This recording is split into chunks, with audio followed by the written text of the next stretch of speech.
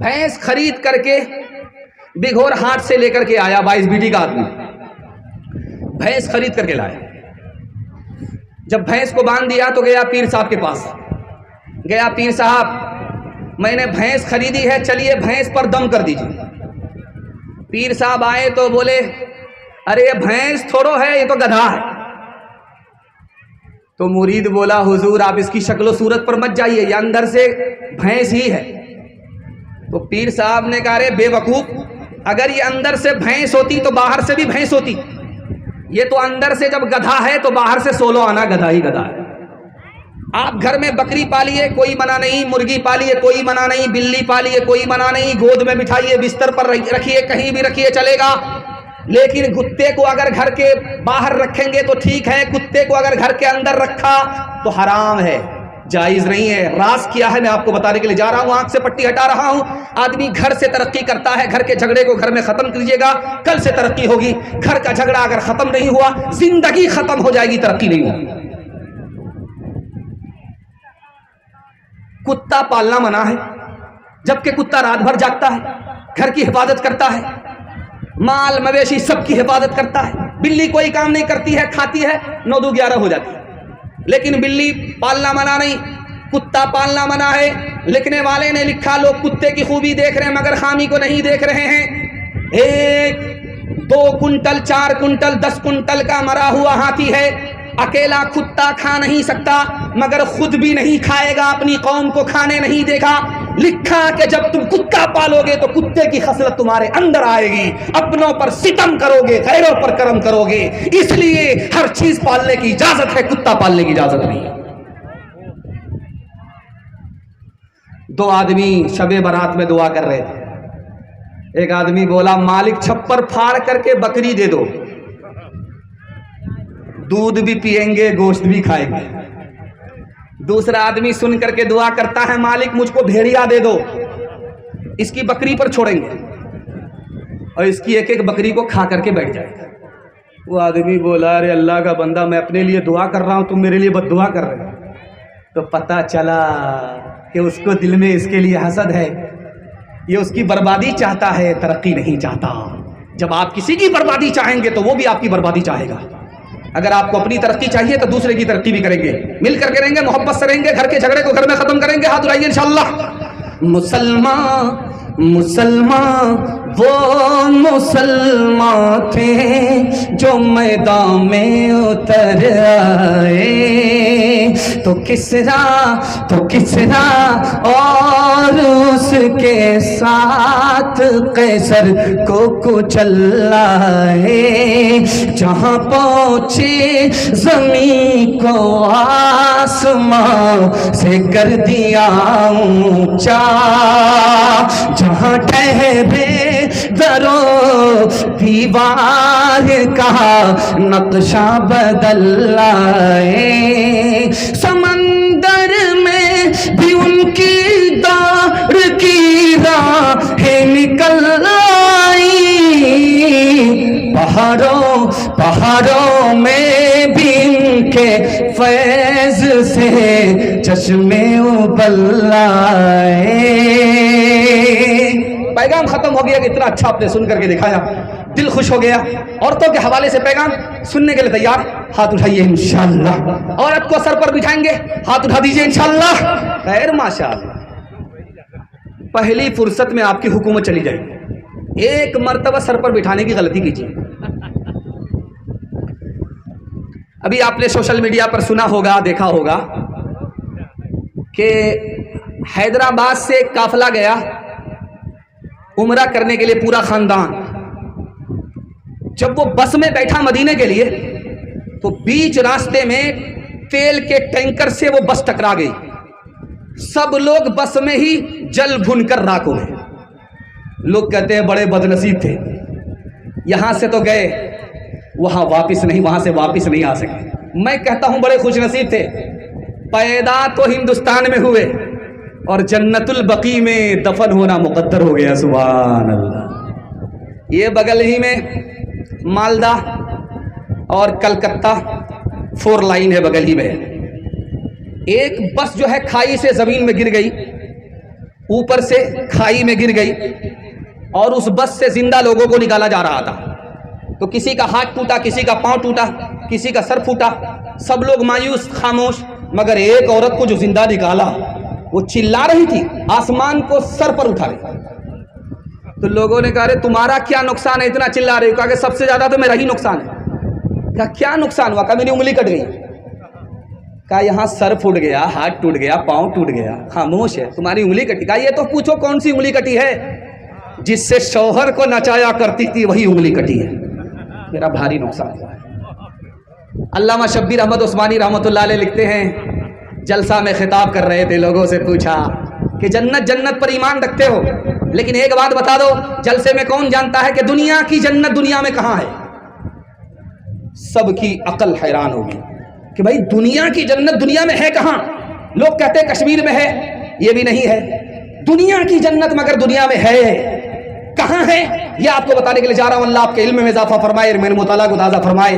मैं दुआ देता हूं आपके घर को अल्लाह जन्नत का जैसा घर बनाए, आपके घर में सुकून अल्लाह जन्नत जैसा सुकून नसीब फरमाए। ध्यान से सुनिएगा, अल्लामा शब्बीर अहमद उस्मानी ने कहा, याद रखो, एक लाइन का नमूना देता हूं, दुनिया की जन्नत दुनिया में है कहाँ है? जिस घर में मियाँ बीवी एक हो, नेक हो, ये दुनिया की जन्नत है। जो सुकून दुनिया में अल्लाह जन्नत में देगा वो सुकून उस घर में अल्लाह अता फरमाता है। अभी थोड़ी देर में ईदगाह के हवाले से कारी सोहराब साहब दमरबाका तुम आएंगे। शादी में आदमी 20 लाख रुपए खर्च कर दे कोई फर्क नहीं पड़ता, लेकिन 10 रुपया निकालने के लिए बोलिए खैरात के लिए बहुत बड़ा फर्क पड़ता है। ये राज आपको बता रहा हूं, ध्यान से सुन करके जाइएगा। ये फर्क क्यों है? 10 लाख रुपया शादी में बहा देता है आदमी, फर्क नहीं पड़ता, लेकिन 10 रुपया खैरात देने में, मस्जिद में, मदरसा में, ईदगाह में पसीना छूट जाता है। जानते हैं क्यों? 70 शैतान रास्ता रोकता है। 70 शैतान रास्ता रोकता है। जब 22 बीटी में ये खिताब हुआ, इमाम राजी ने खिताब किया, तो एक जवान खफा होकर के खड़ा कि हजरत क्या बात करते हैं, देखता हूं कौन शैतान मेरा रास्ता रोकता है। मैं घर जा रहा हूं, 10,000 की गड्डी खैरात करके आ रहा हूं, देखता हूं कौन शैतान मेरा रास्ता रोकता है। सीना तान करके सर उठा करके गया। जब घर पहुंचा, संदूक से 10,000 की गड्डी निकाल रहा था तो बीवी आ गया। कहा क्या कर रहे? का जलसे में मसला मालूम किया, उसी पर अमल करना। का मौलवी के चक्कर में पड़े हो? जो पैसा जहां है वही रहने दो, वरना तुम्हारा भी इलाज होगा, तुम्हारे मौलवी का भी पूरा इलाज होगा। वहां से वापिस खाली हाथ आ गया। नारे तकबीर। जनाब हजरत मौलाना सोहराब साहब, जनाब हजरत मौलाना मुफ्ती साजुल नजीब साहब, उन्हीं के लिए मसला हो ही रहा है, उन्हीं का मसला हल हो रहा है। अभी यहाँ पर काशीपाड़ा में जलसा था, तो सोहराब साहब दामद बरकातुम अभी खिताब ही कर रहे थे, अभी चंदा शुरू नहीं हुआ था। एक आदमी रुमाल लेकर के घूमने लगा। इन्होंने कहा तुम बैठो, वो परेशानी हमारी है, तुम्हारी परेशानी है, तुम्हारे इत्मीनान से बैठो। वो काम हमारा है कि कब निकालना है और कब बचाए रखना है। तो वो आदमी जब वापिस आया तो सर गाड़ करके बैठ गया। तो हजरत ने कहा, सर उठा करके गए थे, सीना तान करके गए थे कि 10,000 की गड्डी खैरात करके आऊंगा, शैतान को पछाड़ करके आऊंगा। वहां से आए तो सर गाड़ करके बैठ गए। तो उसने बोला, हजरत शैतान को तो पछाड़ दिया, शैतान की खाला से हार गया। तीसरी बात आपकी खिदमत पर रखता हूं, ये छोटा बच्चा है, इसको कहते हैं छोटा मियाँ, और वो बूढ़े हैं उनको कहा जाता है बड़े मियाँ। लेकिन सच्चाई क्या है कि इसमें छोटा कौन है बड़ा कौन है, वो मैं आपकी खिदमत में रखता हूं दुनिया और आखिरत के हवाले से। जो बच्चा इस वक्त 5 साल का है तो लोग कहते हैं बाबू, छोटे मियाँ, और जो 95 साल के हैं उनको कहा जाता है ये बड़े मियाँ हैं, दादा हैं, नाना है, परदादा है। सच्चाई क्या है मैं आपको दिखाता हूं। जिनकी उम्र 95 साल हो गई है वो ज्यादा से ज्यादा 5-10 साल जिंदा रहेंगे। उनकी उम्र के सिर्फ 5-10 साल बाकी है, इससे ज्यादा नहीं। जो उम्र बाकी है वो बहुत थोड़ी है, जो खत्म हो गई वो बहुत ज्यादा थी, लेकिन जो बाकी है वो बहुत थोड़ी है। और जो बच्चा इस वक्त 5 साल का है, 7 साल का है, वो जिंदा रहेगा 50 साल।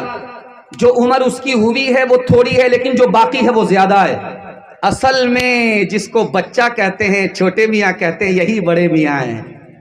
और जिसको हम बड़े मियाँ कहते हैं उनकी उम्र थोड़ी बाकी है, असल में यही छोटे मियाँ हैं। अच्छा, नेचर क्या है हमारा? आजकल लोग उम्र बराबर बताते नहीं है, घटा करके बताते। 70 साल के बूढ़े से किसी ने पूछा कि तुम्हारी उम्र क्या है, तो कहा 50 साल, सीधे 20 साल घटा दिया। और जिसकी उम्र 50 साल थी उससे कहा कि तुम्हारी उम्र कितनी है, तो कहा मेरी उम्र 25 साल, आधा आधा घटा दिया। और जो 25 साल का आदमी बैठा हुआ था, वो दोनों से 25 साल का आदमी जो बैठा हुआ था, जिसकी उम्र असल में 25 साल थी, वो धड़ाम से नीचे गिरा। इन दोनों ने कहा कि आपको क्या हुआ? कहा कि मैं तो अभी पैदा ही हुआ। किसी का कंदन गीना पे नाम होता है, किसी की उम्र का लबरेज जाम होता है, किसी की उम्र का लबरेज जाम होता है। अजब सराय है दुनिया के इसमें शाम से है, अजब सराय है दुनिया के इसमें शाम से है। किसी का कूच किसी का मकाम होता है, किसी का कूच किसी का मकाम होता है। इस दुनिया में हम हैं, मुसीबत भी देखेंगे, राहत भी देखेंगे। राहत और मुसीबत दोनों में हमको करना क्या है कि मुसीबत में सब्र करना है और राहत में शुक्र करना है। हाथ उठाइए इंशाअल्लाह। और जब मुसीबत पर सब्र नहीं होगा, खुदकुशी कर लेंगे। हाथ उठा दीजिए इंशाअल्लाह। खैर माशाअल्लाह, ईदगाह में हम जनाजा पढ़ा ही देंगे। महीना में किराए के मकान में मालिक मकान आता है किराया वसूल करने के लिए। मकान में जो लोग किराए के मकान में रहते हैं उनको हर महीना किराया देना पड़ता है, चाहे मकान जैसा भी हो, किराया पूरा देना पड़ता है। मालिक मकान आकर के बोला किराया दो, तो किराएदार ने कहा अरे टूटा फूटा मकान है, थोड़ा कम करो, पूरा किराया मांग रहे हो, तुम्हारी छत चर चर करती है। तो मालिक बोला, मकान बोला कि वो चर चर नहीं करती है, वो तस्बीह पढ़ती है। तो किराएदार बोला कि तस्बीह के बाद अगर सजदे में चली गई तब क्या होगा? हजरत मूसा अलैहिस्सलाम के पेट में दर्द उकड़ा। अल्लाह ने कहा चावल खा लो। जैसे ही चावल खाया और दर्द बढ़ा। फिर शिकायत किया कि मालिक आपने कहा चावल खा लो दर्द छूट जाएगा, ये तो दर्द बढ़ गया। कहा हकीम के पास जाओ, डॉक्टर के पास जाओ। डॉक्टर के पास जब गए तो डॉक्टर ने कहा कि ये मेरा चावल है, इसको आप खा लीजिए, यही दर्द खत्म हो जाएगा। जैसे ही चावल का 2-4 लुकमा हलक के नीचे उतरा, दर्द खत्म हो गया। अल्लाह मियाँ से हजरत मूसा ने पूछा कि मालिक घर में था, वही चावल खाया, दर्द नहीं छूटा। हकीम के पास जैसे ही आया, चावल खाया, दर्द छूट गया। अल्लाह कितना मेहरबान है दिखाने के लिए जा रहा हूं, आपका सीना खुदा की अजमत से भर जाएगा। खुदा ने कहा है मूसा, अगर तुम्हारे घर में पेट में दर्द हुआ था, उस दर्द को छुड़ाने वाला भी मैं ही, जगाने वाला भी मैं ही। अगर तुम्हारे घर में यह दर्द छूट जाता तो तुम हकीम के पास नहीं आते। जब हकीम के पास नहीं आते तो उनके पेट का गुजारा कैसे होता? कितना बड़ा मेहरबान है। इस मजमे में लोग नेक भी है, नाफरमान भी है, दोनों हैं। लेकिन अल्लाह की मेहरबानी पर कुर्बान जाइए। अगर नेक बंदा खुदा को 100 मरतबा पुकारता है, खुदा एक ही बार जवाब देता है। मगर नाफरमान अगर एक बार पुकारे तो खुदा 2 बार जवाब देता है। मूसा से अल्लाह ने फरमाया कि ऐ मूसा, जो नेक होता है उसको अपनी नेकी पर भरोसा होता है, जो नाफरमान होता है उसको मेरी जात पर भरोसा होता है। इसलिए जब वो 1 मरतबा पुकारता है तो मैं 2-2 मरतबा जवाब देता हूं। 22 बीटी की देखिएगा कि नदी के किनारे है। अल्लाह का शुक्र है जिंदा नदी है, मगर बस्ती को भी काटा नहीं है। जैसे गुजर रही है सुभान अल्लाह। आप जाइए सेवलवाड़ी की तरफ, अमोर की तरफ, काट करके पूरी बस्ती को नदी ने बहा दिया है। लोग एक जगह घर बनाते हैं, वहां कट जाता है। आप अल्लाह का शुक्र मनाइए कि इस नदी को अल्लाह ने आपके लिए नाफरमान नहीं बनाया, ताबेदार बनाया। आदमी गुस्ल करने के लिए ठंडी में नदी में कम जाता है, लेकिन गर्मी में नदी में पड़ा रहता है, डुबकी पे डुबकी मारता है, डुबकी पे डुबकी मारता है। एक आदमी गुस्ल कर रहा था, डुबकी पे डुबकी मार रहा था, गिरा लगा रहा था। 100 मरतबा धागे पर गिरो लगाया। अरे भाई ये क्या है? कहा कि जाड़े में एक गुस्ल नहीं किया, उसी की कज़ा अभी अदा कर रहा। लब पे शिकवान ला अश्क पी ले, जिस तरह भी हो कुछ देर जी ले, जिस तरह भी हो कुछ देर जी ले। अब खड़ने को है गम का डेरा, किसके रोके रुका है सवेरा, एक पल का है मेहमा अंधेरा, यूं ही दुनिया में आकर न जाना, यूं ही दुनिया में आकर न जाना, सिर्फ आंसू बहा कर न जाना, सिर्फ आंसू बहा कर न जाना। मुस्कुराहट पे भी हक है तेरा, किसके रोके रुका है सवेरा, एक पल का है मेहमा अंधेरा। इंशाअल्लाह मुसीबत पर सब्र करेंगे, हाथ उठा दीजिए इंशाअल्लाह। जवानी में निकाह, बुढ़ापे में हज करेंगे, हाथ उठा दीजिए इंशाअल्लाह। ऐसा जैसा आपका दाल चावल वैसा मेरा फातिहा। बूढ़ा होकर के जाइए हज करके, आपको पता चलेगा 7 मरतबा जब फेरा लगाएं तो कमर पकड़ लेगी। इसलिए जवानी को गनीमत जानिए, जो काम बुढ़ापे में करना है वो जवानी में कीजिए। सीरत के हवाले से पैगाम आपकी खिदमत में रखता हूँ। 22 बेटी का आदमी 22 बेटी से चला गया देवबंद। शेखुल हिंद महमूद हसन देवबंदी रहमतुल्लाह अलैह से कहा, हुजूर मैं सहाबी हूँ। तो कह रहे हुजूर तुम सहाबी होते तो हुजूर के ज़माने में पैदा होते, 22 बेटी में अभी 14वीं सदी में कैसे पैदा हो? तो उन्होंने कहा कि अरे तुम सहाबी कैसे हो? कहा मैंने ख्वाब में रसूल को देखा है। समझ में आया, ये हाफ नहीं है, पूरा फुल है, पूरा पैदल है। तो हजरत ने कहा कि तुम सोते सोते सहाबी हो, जागने के बाद 1 नंबर के बेवकूफ आदमी।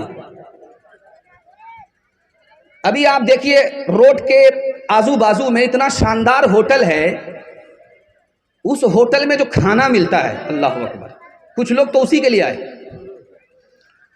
और वो खा पी करके चले जाएंगे। वो जलसा देखने वाले लोग हैं, जलसा सुनने वाले लोग नहीं। उनके लिए ये आज की रात तमाशा बन जाएगी। उनको न दीन मिलेगा न दुनिया मिलेगी। लेकिन जो लोग जलसा सुनने वाले लोग हैं माशाअल्लाह, वो अभी तक बैठे हुए हैं और दुआ का इंतजार कर रहे हैं। मुबारक हो आपके लिए कि आज की रात आपके इबादत में लिखी जा रही है। सुभान अल्लाह। होटल में रोटी मिलती है, 1 रुपए की रोटी ताज़ा रोटी और 2 रुपए की रोटी बासी रोटी। अब खरीदार हैरत में है, होटल के मालिक से पूछता, अरे बेवकूफ आदमी, जो ताज़ा रोटी होती है उसकी कीमत ज़्यादा होती है, तुम बासी रोटी की कीमत ज़्यादा लगा रहे हो, जो ताज़ा रोटी है उसकी कीमत कम लगा रहे हो।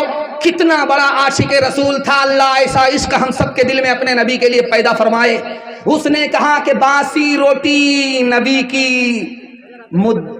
हयात से करीब है, नबी को पसंद है, नबी के ज़माने से करीब है। जो ताज़ा रोटी है वो नबी से दूर है, नबी के ज़माने से दूर है। जो नबी से करीब उसकी कीमत भी ज़्यादा, इसलिए हमने ताज़ा रोटी से ज़्यादा बासी रोटी की कीमत लगाई है। सुभान अल्लाह। एक बहुत बड़े इमाम गुजरे हैं हदीस के, उनका नाम है हकीम तिरमिज़ी। दुआ कीजिए अल्लाह उनकी कब्र को नूर से भर दे। जब जवान थे तो गुनाह का ख्याल आता था और ख़त्म हो जाता था। जब बूढ़े हो गए तो ख्याल आ रहा है, गुनाह का जा ही नहीं रहा है, बार बार आ रहा है, ख़त्म हो ही नहीं रहा है।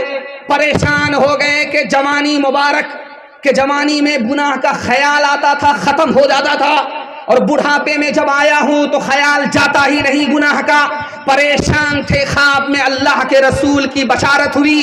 कहा ए हकीम क्यों परेशान हो? कहा या रसूल अल्लाह, जब मैं जवान था तो ख्याल आता था, ख़त्म हो जाता था, गुनाह का ख्याल आता ही नहीं था।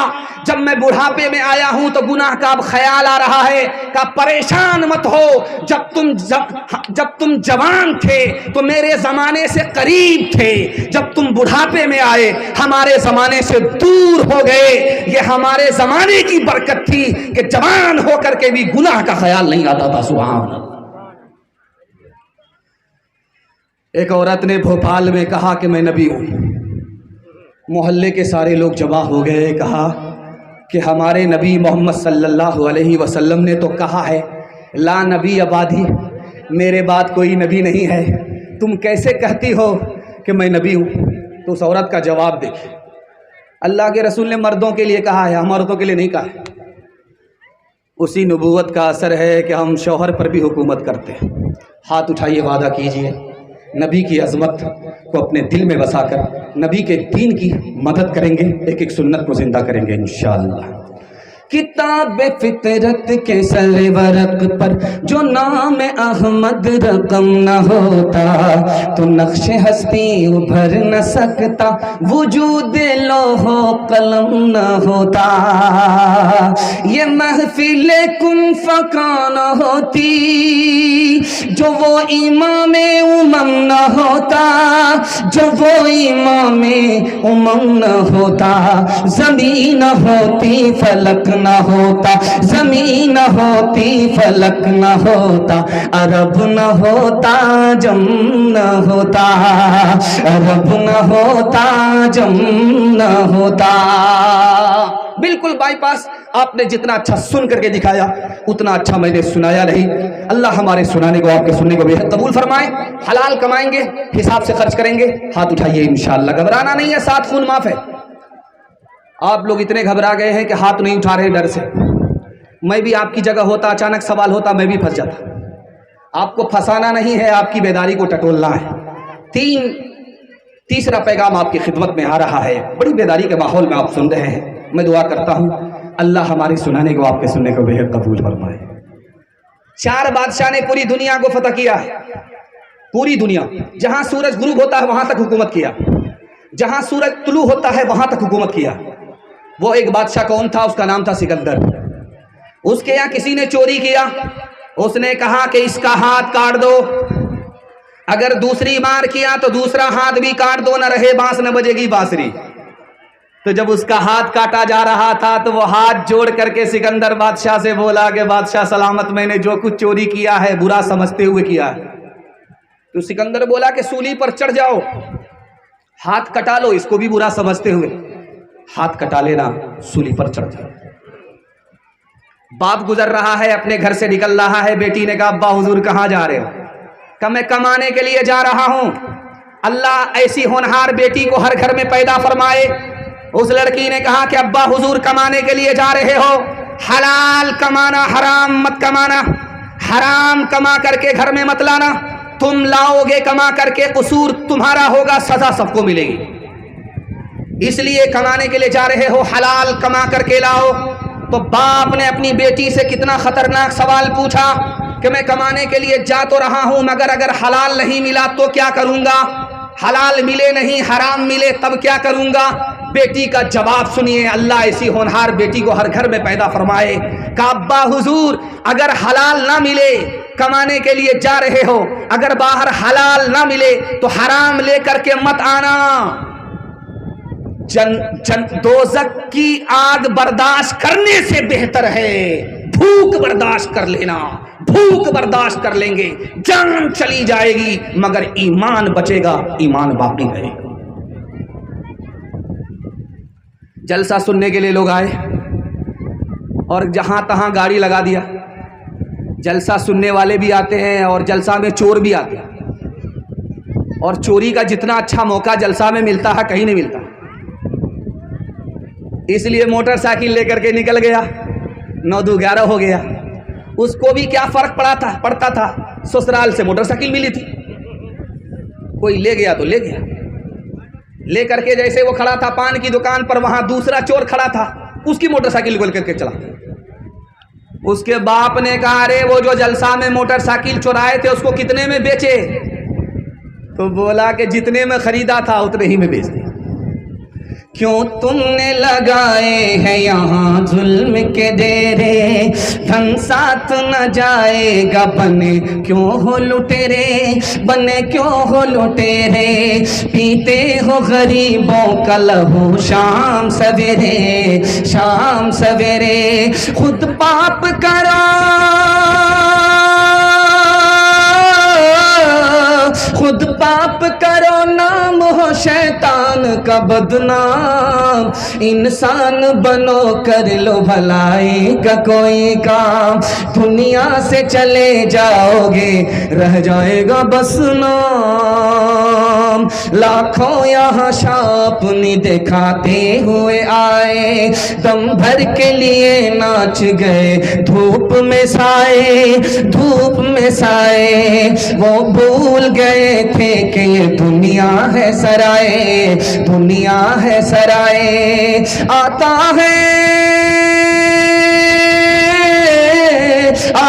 है कोई सुबह तो जाता है कोई शाम, इंसान बनो कर लो भलाई का कोई काम। मैं देख रहा हूं पिंडाल दोनों बराबर बराबर हो गया, औरतों की तादाद भी बहुत ज्यादा है, मर्दों की तादाद भी बहुत ज्यादा है। मैं दुआ करता हूं मर्दों को अल्लाह हजरत अली और अब्बास का नमूना बनाए, औरतों को अल्लाह हजरत आयशा और फातिमा का नमूना बनाए, जलसा को दोनों हक के हक में कबूल फरमाए। यहां से लेकर के वहां तक सुनने के लिए तैयार हैं? एक बार जोश के साथ हाथ उठाइए इंशाअल्लाह। बेटी में देंगे बेटा में लेंगे, हाथ उठा दीजिए इंशाअल्लाह। अपनी शादी अपने बेटे की शादी फ्री में करेंगे, हाथ उठाइए इंशाअल्लाह। खैर माशाअल्लाह। ये इतने सारे चैनल लगे हुए और बगल में पिंडाल है, उधर औरतें बैठी हैं। मैंने कहा है कि अपनी शादी और अपनी बेटी की शादी फ्री में करेंगे, हाथ उठाइए। और जिन लोगों की शादी हो गई है उन लोगों ने भी हाथ उठाया। अगर वो दूसरी और तीसरी के चक्कर में हैं और उनकी बीवी ने हाथ देख लिया, जब ये जलसा सुन करके घर पहुंचेंगे तो रातों रात डराम में पैक कर देंगे, सीधे क़यामत में उठेंगे। ध्यान से रखिएगा। और एक जुमला मैंने पूछा था बोलते बोलते कि बेटी में देंगे बेटा में लेंगे, तब भी हाथ उठा दिया। सच्चाई बता दिया कि हम घोटाला करके बैठे हुए। अल्लाह हमारी हिफाजत फरमाए। ध्यान से सुनिएगा, जल्दी से निकल जाएगा। ये तो पिंडाल आपको नजर आ रहा जलसे का है। जलसे का पिंडाल कितना छोटा है आप देख लीजिए कि लोगों को खड़ा होना पड़ रहा है, बैठने की जगह नहीं है, खड़ा होना पड़ रहा है। जो शादी का पिंडाल लगता है, आप हमारी तरफ देखिए, उधर देखना नहीं है। वो लोग खड़े हैं, खड़े खड़े सुन रहे हैं। अभी तो उनका पांव दर्द नहीं करेगा, जब सो करके उठेंगे तब पता चलेगा। आप हमारी तरफ ध्यान रखिए। ये छोटा पिंडाल है, इसमें कम तादाद में लोग हैं, लेकिन जब ये शादी का पिंडाल लगता है तो आपको हैरत होगी। आप आदमी को गिन नहीं सकते, कुर्सी को गिन नहीं सकते। जो कार्ड छपता है वो भी 1000-2000 छपता है। उसके टाइटल के ऊपर 300-300 रुपये 400-400 रुपये खर्च किया जाता है। ये मकसद क्या होता है कि अगर हम लोगों को खिलाएंगे नहीं तो लोग हमारा नाम नहीं लेंगे, बदनाम करेंगे। बदनामी के डर से आपके सारे के सारे लोग पिंडाल में बैठे हैं। ये सब के सब लोग जलसे के हक में हैं। मैं दिखाने के लिए जा रहा हूं, जिसको कुर्सी पर बैठ करके आप खाना खिला रहे हैं वो आदमी आपका है कि वो न बाप का है, किसी का नहीं है। मैं दिखाने के लिए जा रहा हूं। पहला आदमी जो खाना खा करके निकलता है, क्या बोल करके जाता है? शादी का खाना खा करके जब वो निकल करके जाता है तो क्या बोलता है? अरे ये सब दिखावा है, दिखावा है। बहुत बड़ा मक्कार है, बहुत बड़ा रियाकार है। जिसके लिए आपने पैसे को पानी की तरह बहाया, वो जब खाना खा करके गया तो क्या बोल करके गया? ये सब दिखावा है, ये सब मक्कार है, मक्कारी है। पहला आदमी बोल करके गया। दूसरा आदमी क्या बोल करके जाता है? आपके पांव के नीचे से जमीन निकल जाएगी। दूसरा आदमी बोलता है, अरे कौन सा तीर मार दिया, कौन सा कमाल कर दिया, 2000 आदमी को खाना खिलाया, अल्लाह ने छप्पर फाड़ करके दिया भी तो है। ये दूसरा आदमी है जो खाना खा करके नमक हरामी करके जा रहा है। तीसरा आदमी दिखाने के लिए जा रहा हूं कितना खतरनाक है। जब वो खाना खा करके निकलता है तो क्या बोल करके निकलता है? कलेजा मुंह को आएगा, आप तौबा करेंगे कि अल्लाह रसूल को खुश करेंगे, दुनिया वाले को खुश करने के चक्कर में नहीं पड़ेंगे। तीसरा आदमी क्या बोल करके जाता है? जब वो खाना खा करके निकलता है क्या बोलता है कि बहुत बड़ा कमीना था, बहुत बड़ा कंजूस था, बहुत बड़ा कंजर था, खाना कितना घटिया खिलाया, अल्लाह ने कितना दिया छप्पर फाड़ करके, लेकिन खाना कितना घटिया खिलाया। समाज में चाहे 22 बीटी हो, चाहे बारसोई हो, चाहे किशनगंज हो, जहां भी जाइए वहां ये सुनिएगा कि मुसलमान लड़की भाग गई। एक जवान आकर के बोला बेटी के बाप से कि तुम्हारी बेटी गैर के साथ घूमती फिरती है। तो उसके बाप ने कहा कि अरे जो भी मुसलमान लड़का मेरे यहाँ रिश्ता लेकर के आता है वो मगरमच्छ का मुंह बा करके आता है, और मेरे पास पैसा नहीं, मेरे पास हैसियत नहीं कि उसका पेट भर करके दिखाऊं। वो आता है वापिस हो जाता है, वो आता है वापिस हो जाता है। अब मैं बुढ़ापे में पहुंच गया हूं, मेरी बेटी किसके साथ जा रही है, कहां से आ रही है, गैर के साथ जा रही है, गैर के साथ आ रही है, मैं बूढ़ा आदमी कहां तक पहरा करूं। अब बताओ कि गलती लड़की की है कि लड़की के बाप की है कि समाज की है। अगर ये समाज सुन्नत के मुताबिक शादी करता, बगैर डिमांड के शादी करता, तो मुसलमान औरत की आबरू घर के अंदर बची हुई होती, आबरू और ईमान नहीं जाता। और जब कोई लड़की भाग गई गैर के साथ, तो हमारा जवान क्या कहता है, जरा लड़की तो हाथ आ जाए उसको 2 टुकड़े कर देंगे। वो लड़का तो हाथ आ जाए उसको 2 टुकड़े कर देंगे। लिखने वाले ने लिखा कि लड़की को 2 टुकड़े करने में गैरत दिखाते हो, लड़का को 2 टुकड़े करने में गैरत दिखाते हो, फ्री में शादी करने में कोई हौसला नहीं दिखाते, लड़ने मरने में तो गैरत दिखाते हो, लेकिन रस्मों रिवाज को खत्म करने में गैरत कहां चली जाती है। इस गैरत को जिंदा करोगे, तुम्हारे घर की औरत की आबरू और ईमान घर के अंदर बची हुई रहेगी। हाथ उठाइए, वादा कीजिए हम अपनी औरत की आबरू और ईमान की खुद हिफाजत करेंगे इंशाअल्लाह। जो दूसरे का खाते हैं अपना बचाते हैं, उसको जानते कहते पेटू। उसका नाम पेटू है। उसका पेट है कि इंडिया गेट है, न भरता है न फटता है। उस पेटू आदमी से पूछा गया कि कुरान में 6666 आयत है, तुमको कौन सी आयत पसंद है? तो बोला कुलू वशरबू, खाते रहो पीते रहो मजा करते रहो। उससे दूसरा सवाल पूछा कि तुमको कौन सी दुआ पसंद है? तो कहा कि एक दुआ है रब्बना अंजिल अलैना माइदतम मिनस समा, मालिक आसमान से दस्तरखान भेज दो, पूरा इंतजाम हो जाए।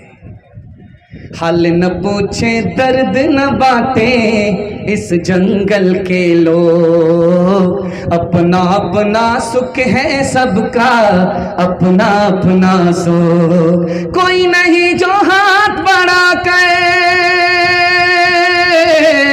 कोई नहीं जो हाथ बढ़ा के गिरतों को ले थाम। बाहर से चुप चुप लगता है अंदर है कोहराम, बाहर से चुप चुप लगता है अंदर है कोहराम। दीवारों के इस जंगल में भटक रहे इंसान, अपने अपने उलझे दामन झटक रहे इंसान। अपनी बीती छोड़ के आए, अपनी बीती छोड़ के आए, कौन किसी के काम। बाहर से चुप चुप लगता है अंदर है कोहराम। आंख फाड़ फाड़ करके आप लोग ऐसे देख रहे हैं कि मुझके डर लगता है कि कहीं आपकी नजर न लग जाए। माशाल्लाह मैं भी दम करके बैठा हूं, लगाइए कितनी नजर लगाते हैं आप। जवानों के हवाले से पैगाम हमारे जवान यहां से लेकर के वहां तक सुनने के लिए तैयार, जोश के साथ हाथ उठाइए इंशाअल्लाह। ये बारसोई है, यहाँ कटिहार खत्म होता है, उसके बाद यहाँ मालदा शुरू होता है। जब आप रात में गाड़ी से निकलेंगे मालदा से कटिहार, कटिहार से मालदा, तो आपके कागज को चेक नहीं किया जाएगा, डिक्की को चेक किया जाएगा। क्यों? उसको पता है कि मालदा से दारू निकलती है, कटिहार पहुंचती है। एक दारू का पियक्कड़, इतना बड़ा पियक्कड़ था, ईसाई था, जलसा में आया तो मौलाना से बोला मौलाना क्या कीजिएगा, मैं तो कलमा पढ़कर मुसलमान बन जाता, लेकिन बहुत बड़ा पियक्कड़ हूं इसलिए मुसलमान नहीं बनता। तो मौलाना समझदार थे, समझदारी से काम लेते हुए कहा रहे क्यों परेशान होते हो, कलमा पढ़कर मुसलमान हो जाओ, दायां बायां पीते रहे। बड़ा खुश हुआ, सुभान अल्लाह, एक पंथ दो काज, एक तीर दो शिकार। उसके बाद जब दारू की बोतल की तरफ हाथ बढ़ाया तो मौलाना ने कमर से कोड़ा निकाला, अगर दारू की एक बोतल चढ़ाओगे 80 कोड़े मारेंगे। हाथ खींच लिया। उसके बाद सर पर हाथ रख करके बोला बेकार मुसलमान हो गया, ईसाईयत ठीक था, अब दोबारा ईसाई बन जाते हैं। उन्होंने कमर से तलवार निकाला, 2 टुकड़े कर देंगे। अब कहता है अल्हम्दुलिल्लाह, माशाअल्लाह, सुभान अल्लाह। लोगों ने कहा अरे क्यों? कहा कि मेरे दादा चले गए, कब्र में दारू नहीं छुड़ा सके, मेरे बाप कब्र पकड़ लिए लेकिन दारू नहीं छुड़ा सके। कुर्बान जाओ इस्लाम के ऊपर, क्या कलमा पढ़कर मुसलमान हुआ, जिंदगी भर की दारू एक झटके में छूट गई। सुभान अल्लाह के रसूल से मुलाकात हो गई शैतान की। शैतान से पूछा कि तुम्हारा मेहमान कौन है, तुम्हारा दोस्त कौन है, और तुम किसके साथ सोते हो, तुम्हारा हमख्वाब कौन है। 3 सवाल पूछे हैं। और जलसा है, ईदगाह में आप बैठे हैं, दुआ करता हूं अपने जवानों के वास्ते, अल्लाह हमारे जवानों को दारू से, जुआ से, जिना से कदम कदम पर बचाकर अल्लाह दीन का हाफिज, दीन का मुहाफिज बनाए। अल्लाह के रसूल ने पूछा शैतान से कि तुम्हारा मेहमान कौन है, तो जवाब दिया जो चोरी करता है वो मेरा मेहमान है। पूछा कि तुम्हारा दोस्त कौन है, शैतान ने कहा जो नमाज नहीं पढ़ता वो मेरा दोस्त है। तीसरा सवाल पूछा, जवानों तक पहुंचा रहा हूं और आपसे वादा लेता हूं कि सिर्फ आप दारू से बच जाइए, अल्लाह आपके पूरे खानदान को दारू से बचा लेगा इंशाअल्लाह। कहा कि सोते किसके साथ हो, तुम्हारा हमख्वाब कौन है, किसके साथ सोते हो। शैतान बोला जो दारू पीता है मैं उसी के साथ सोता हूं।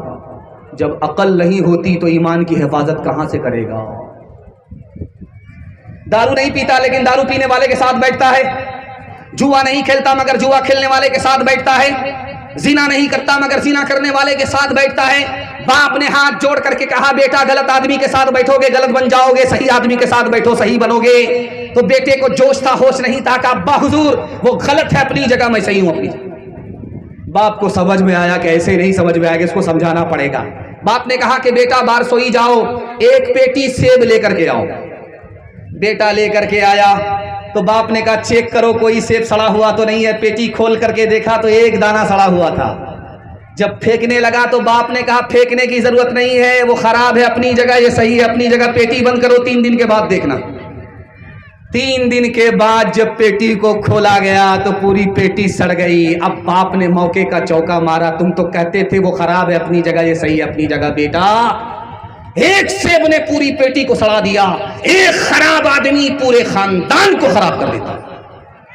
गिलासों में जो डूबे फिर न उभरे, जिंदगानी में हजारों बह गए इन बोतलों के बंद पानी में। न करे बर्बाद अपनी जिंदगी बोतल के दीवाने, वो काटेगा बुढ़ापे में जो बोता है जवानी में। ये दारू का पियाला मौत का कड़वा पियाला है, ये दारू का पियाला मौत का कड़वा पियाला है।